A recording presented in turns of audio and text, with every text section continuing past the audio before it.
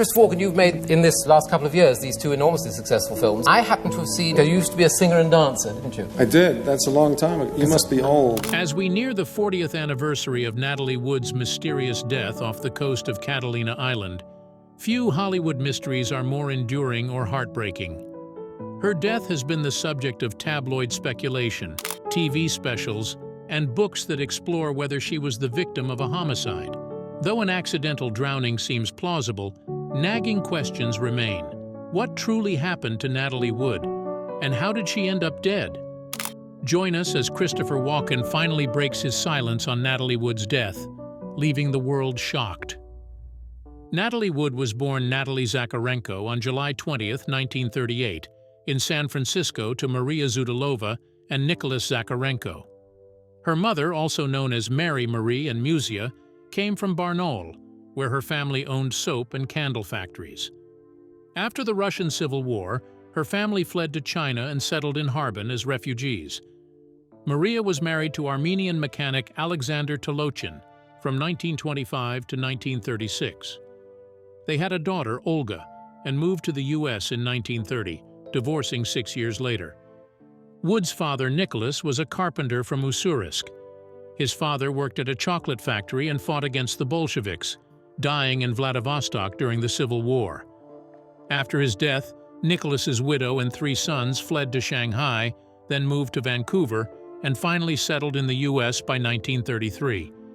Nicholas and Maria met while she was still married to Tolochin and married in February 1938, 5 months before Wood's birth. A year later, her father changed the family name to Gurdon. In 1942, the family bought a home in Santa Rosa, California. There, young Natalie was discovered by a film crew during a shoot downtown. As she started her acting career, RKO executives David Lewis and William Goetz changed her surname to Wood to appeal to English-speaking audiences and in tribute to filmmaker Sam Wood. Natalie had one full sibling, a sister named Svetlana, born in 1946 in Santa Monica. Svetlana later became an actress known as Lana Wood.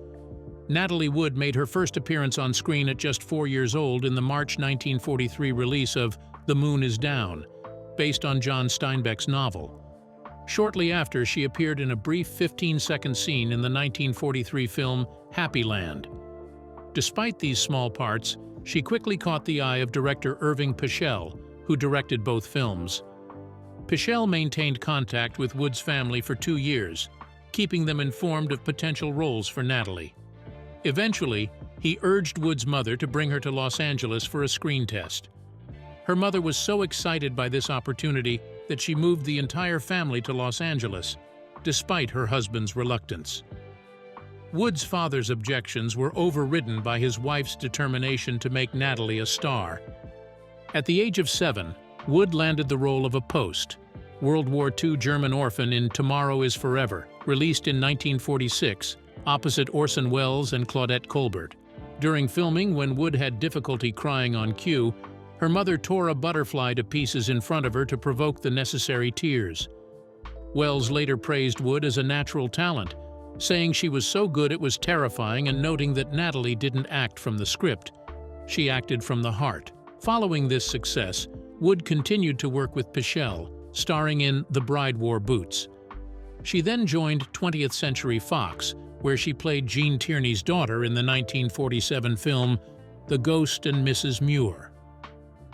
In the 1953-54 television season, Natalie Wood transitioned to the role of ingenue. She played Anne Morrison, the teenage daughter in the ABC sitcom The Pride of the Family.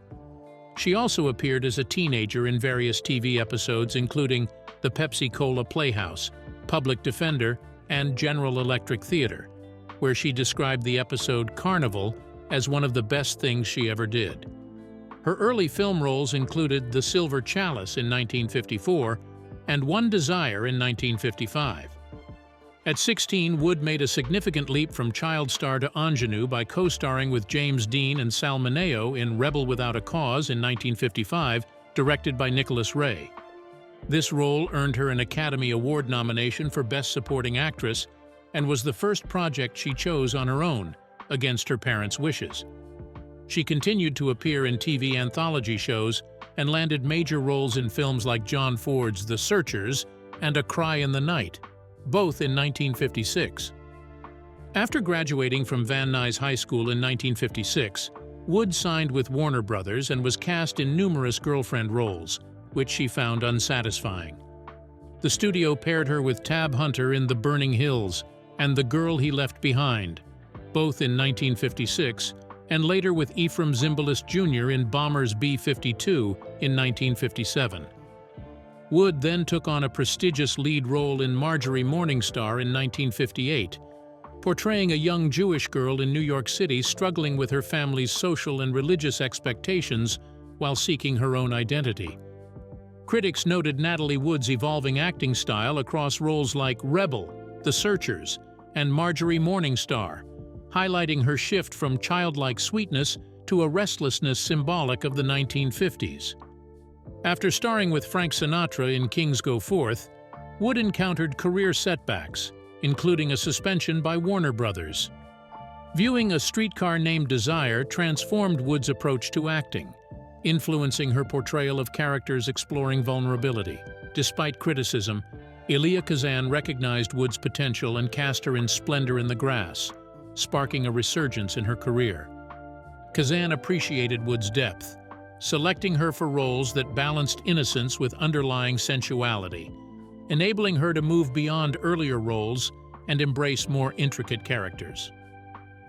At 25, Natalie Wood earned her third Academy Award nomination for Love with the Proper Stranger, becoming one of the youngest individuals alongside Teresa Wright to achieve 3 Oscar nominations. However, this milestone was later surpassed by Jennifer Lawrence in 2013 and Saoirse Ronan in 2017, both receiving their third nominations at 23. Wood showcased her versatility in 2 comedies with Tony Curtis, Sex and the Single Girl, and The Great Race, the latter featuring Jack Lemmon and Peter Falk. Her fluency in Russian proved beneficial for her role as Maggie Du Bois in The Great Race, where she documented a race across Siberia and participated as a contestant. Director Sidney Pollack lauded Wood, stating that when she was right for the role, there was no one better. She was an excellent actress. Her performances in Inside Daisy Clover and This Property is Condemned, both alongside Robert Redford, garnered her Golden Globe nominations for Best Actress. Throughout the mid-1960s, she ranked among Hollywood's leading stars alongside Elizabeth Taylor and Audrey Hepburn. Despite achieving commercial success, Wood faced scrutiny for her acting abilities. In 1966, she received the Harvard Lampoon Award for Worst Actress of Last Year, This Year, and Next. Surprisingly, she attended the ceremony and accepted the award in person, earning praise from the Harvard Crimson for her good sportsmanship. After the lukewarm reception of Penelope, Wood took a 3-year break from acting.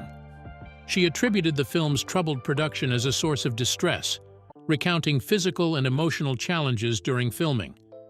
By 1966, she sought therapy to address her emotional struggles, paying Warner Brothers to terminate her contract and dismissing her entire support team. In 1969, she married Richard Gregson and focused on improving her mental health and personal well-being. Natalie Wood's 2 marriages to actor Robert Wagner drew significant media attention. They first tied the knot on December 28, 1957 in Scottsdale, Arizona, when Wood was 19 years old. Their separation was announced on June 20, 1961, through a joint press release, and they divorced 10 months later on April 27, 1962. After this initial marriage, Wood dated several prominent men, including Warren Beatty, Michael Caine, and David Niven Jr. She was briefly engaged to Venezuelan shoe manufacturer Ladislav Blatnik in 1965. On May 30, 1969, Wood married British producer Sir Richard Gregson after nearly 3 years of dating. They had a daughter, Natasha, born on September 29, 1970. Wood filed for divorce from Gregson on August 4, 1971, and it was finalized on April 12, 1972. Following a brief romance with future California Governor Jerry Brown, Wood resumed her relationship with Wagner in January 1972. They remarried on July 16 aboard the Ramblin' Rose, anchored off Paradise Cove in Malibu. They welcomed a daughter, Courtney, on March 9, 1974. In 2015, former FBI agent Donald G. Wilson alleged he had a 4-year affair with Wood from 1973 to 1977, starting when she was pregnant with Courtney. Wilson discussed the alleged affair in a 2016 documentary for the cable network Reels. Robert Wagner's personal life often resembled the dramas he acted in. His marriages, especially to Natalie Wood, fascinated the public and faced intense scrutiny. Their Hollywood romance, filled with passion, breakups, and tragic mystery, remains one of the most talked about. Looking back at Robert Wagner's Hollywood journey, his life seems like a classic film script with highs and lows. He quickly became a familiar face in the 1950s and 1960s, captivating audiences with his charm and looks. His on-screen performances grabbed attention, and his off-screen relationships and marriages kept him famous. In Prince Valiant, he skillfully wore a wig and wielded a sword. But it was his natural charm that truly won over audiences. His talent to adapt and shine in different roles, from war dramas to romantic tales, was remarkable. One of his memorable TV roles was playing Jonathan Hart in Heart to Heart alongside Stephanie Powers, which won viewers' hearts and became a key part of 1980s television. Despite his success, Wagner faced challenges. Natalie Wood's death in 1981 cast a shadow over his legacy, leaving lingering questions and suspicions that followed him for years. Yet, he maintained a dignified presence, focusing on his career and family. In later years, he continued working, appearing in guest roles on TV and lending his voice to animated features. His 2018 memoir, Pieces of My Heart, A Life, candidly explored his life, loves, and reflections on a changing Hollywood since his early days in the industry. Suzanne Finstad's 2001 biography of Wood claims that since early childhood, Wood's mother instilled in her a fear of dark water. This fear stemmed from a fortune teller's prophecy that Maria, Wood's mother, would drown. Maria passed on this fear and many others to her daughter. When Wood was 10 years old and filming The Green Promise, she was scared to shoot a scene where she had to cross a bridge over rough water. The bridge was set to collapse as soon as she reached safety. Her mother reassured her it was safe, but midway across, the bridge collapsed. Wood fell into the water, holding onto part of the bridge with a broken wrist.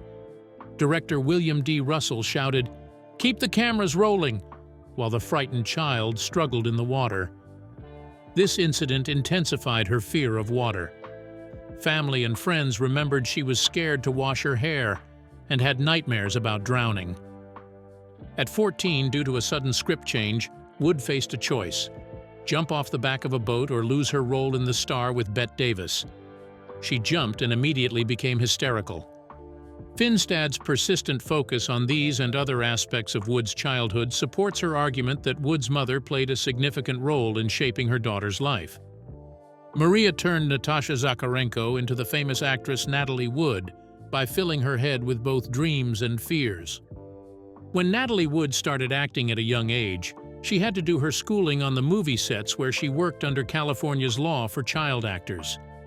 Until she turned 18, she had to spend at least 3 hours every day in class. According to Harris, Natalie did very well in school, getting straight A's and being one of the few child actors who was good at math.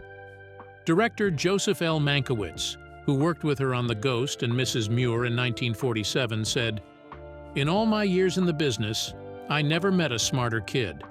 Natalie remembered that time, saying, "I always felt bad when I knew the crew was waiting for me to finish my 3 hours. As soon as the teacher let us go, I ran to the set as fast as I could." Natalie's mother continued to be very involved in her early career, teaching and closely managing her career even after Natalie got agents. As a child actress, Natalie got a lot of attention from the media. By age 9, she was named the most exciting young movie star of the year by Parents magazine. According to Finstad, Natalie's mother Maria was shown as a very controlling stage mom who controlled everything in Natalie's life, even neglecting her other daughters to focus on Natalie's success. Maria made Natalie try to impress important people and threatened her if she forgot her lines. The book says Maria arranged for Natalie, who was 15, to be with 38-year-old Frank Sinatra. A friend was disgusted and said Maria was like a pimp. 2 years later, Maria ignored Natalie's affair with 43-year-old Nicholas Ray, which helped Natalie get the main part in Ray's movie Rebel Without a Cause, which started her older career. Despite facing many challenges in her early years, Natalie Wood became a well-known star in movies such as Splendor in the Grass, West Side Story, and Inside Daisy Clover. Later in life, she found happiness in her marriage to Wagner, whom she called her one and only, fulfilling her dreams. She was also a devoted mother to her 3 daughters. However, according to Finstad, Wood lived a double life. While she appeared confident and carefree to the world, she carried deep-seated fears, obsessions, and conflicts instilled by her mother Maria. These inner struggles remained hidden from the public eye. After Thanksgiving in 1981, Natalie Wood and Robert Wagner started planning one of their usual boat trips to Catalina Island, off California's coast. According to interviews in Natalie Wood, What Remains Behind, Wood asked several friends to join them, but most declined because of the unfavorable sailing weather that weekend. Christopher Walken, her co-star from Brainstorm, who was visiting for the film shoot but not from Los Angeles, was the only one to accept. He joined Wood, Wagner, and Dennis Davern, the captain of their yacht, Splendor. On the evening of November 28, 1981, Wood, Wagner, Walken, and Davern had a dinner filled with champagne at Doug's Harbor Reef restaurant in Catalina before returning to the yacht for the night. Don Whiting, the restaurant's night manager, later worried that all 4 were too drunk to safely return to their boat using their dinghy. He even asked Kurt Craig from the Harbor Patrol to make sure they got back to their yacht safely when they left the restaurant at 10:30 p.m. The toxicology report released after Wood's death showed she had a blood alcohol content of 0.14% at the time of her death. In the HBO documentary, Wagner talks about having a heated argument with Walken after dinner, while Wood was not present but believed to be safe elsewhere on the boat. Around 11:05 p.m. that night, others on board realized Wood was missing and began searching for her. They also found that the dinghy from the boat was gone. At 1:30 a.m. on November 29, 1981, a call was made to shore, and 2 hours later at 3:30 a.m., the Coast Guard was finally contacted. Investigators have scrutinized this delay in seeking help. Marty Rulli, co-author of Goodbye Natalie, Goodbye Splendor, stressed the need to examine this 4-hour gap in an interview with CNN. Around 8 a.m. on November 29, 1981, Wood's body was discovered about a mile south of their yacht, near an isolated cove called Blue Cavern Point. Natalie Wood was laid to rest at the peaceful Westwood Village Memorial Park Cemetery in Los Angeles. Despite the solemnity, her funeral attracted intense media attention, photographers, and the public, all wanting to pay their respects.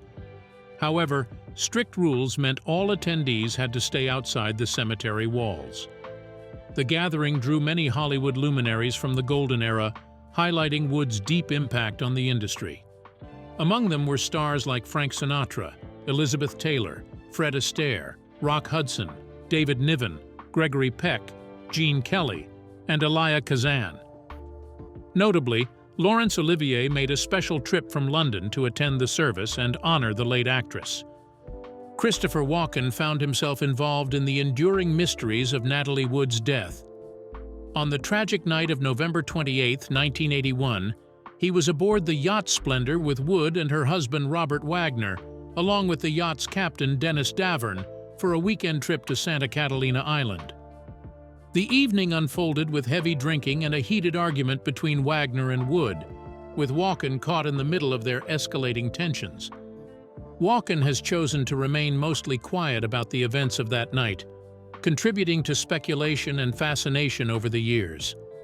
Despite the uncertainties surrounding Wood's death, initially ruled an accidental drowning, recent remarks from Walken have offered new insights into the tragedy. In an unusual step on September 1, 1997, Christopher Walken broke his silence about the night of Natalie Wood's death, sharing his perspective on the events leading up to her tragic passing in an interview with Playboy magazine. Walken recounted the evening in a way consistent with the initial findings of investigators.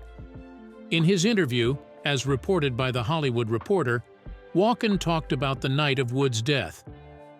Anyone there could see the setup of the boat, the weather, the rain, and know what happened. You hear about people slipping in the bathtub, falling downstairs, stepping off the curb in London because they think cars come the other way, and they die. You hope to die doing something meaningful, not in a pointless accident. Walken continued, sharing his view of that night. Only she knows what happened because she was alone. She had gone to bed before us, and her room was at the back. A dinghy was bouncing against the side of the boat, and I think she went out to move it. There was a ski ramp partially in the water. It was slippery. I walked on it myself. She had told me she couldn't swim. They even had to cut a swimming scene from Brainstorm. She was probably half asleep and wearing a coat. However, Walken's statement hasn't cleared all doubts. On November 30th, 1981, Dr. Joseph Choi, a deputy medical examiner in Los Angeles, conducted an autopsy on Wood. He noted her elevated blood alcohol levels and several bruises on her arms, legs, and face, which he believed were consistent with a fall overboard while trying to board the dinghy. The office ruled her death an accident. As reported by the Huffington Post on November 17, 2011, 30 years after her death, the Los Angeles County Sheriff's Department reopened the investigation after receiving new information from unidentified sources. On November 18, 2011, in an interview with NBC's Today, Dennis Davern said he lied about Wood's death when initially questioned by the police and claimed that Wagner was responsible for the tragedy. On January 14, 2013, the Los Angeles County Sheriff's Department changed Wood's cause of death from accidental drowning to drowning and other undetermined factors. This change came after investigators found that some bruises on Wood's body during the initial autopsy may have been inflicted before she drowned. However, coroners couldn't definitively determine when the bruises occurred. On February 1, 2018, Robert Wagner was officially named a person of interest in Natalie Wood's death for the first time. This announcement was made by Los Angeles County Sheriff's Department Lieutenant John Carina during an interview with CBS News 48 Hours. In the 2020 documentary Natalie Wood, What Remains Behind, Wood's daughter Natasha Gregson Wagner confronted Wagner on camera about the speculation regarding his involvement in Wood's death. Wagner denied the accusations, and Gregson Wagner strongly supported him, stating she does not believe he was involved in her mother's death. However, Christopher Walken's statements and the ongoing investigation highlight the complexity and continued fascination with Natalie Wood's death. While Walken claims it was an accident, his request for confidentiality with detectives suggests there may still be untold details about that night, continuing to intrigue and puzzle those interested in this Hollywood mystery. Natalie Wood bridged old Hollywood and new Hollywood. Her role in Bob and Carol and Ted and Alice in 1969, after a period of setbacks, confirmed her place in both eras.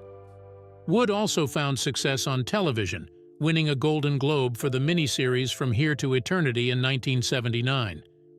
Throughout her career, Wood appeared in 56 films for both cinema and TV. While critical acclaim was sometimes limited, she consistently found work, showing her lasting presence in the industry. Despite her achievements, Wood's legacy is often overshadowed by the scrutiny of her personal life. The mystery surrounding her death, her public marriage, divorce and remarriage to Robert Wagner, and her relationships with various actors in the 1960s drew much attention. Her struggles with mental health and her troubled relationship with her mother also contributed to this focus. Her daughter, Natasha Gregson Wagner, believes that the speculation about her death has overshadowed her life's work and who she was as a person. Wood made many important contributions to film and television, but people have often been more interested in her personal life. Despite this, she successfully moved from being a child star to a respected actress. She managed to succeed in both the old and new Hollywood, making her a remarkable figure in the entertainment industry. Thank you for watching. Be sure to check out another interesting video. See you later.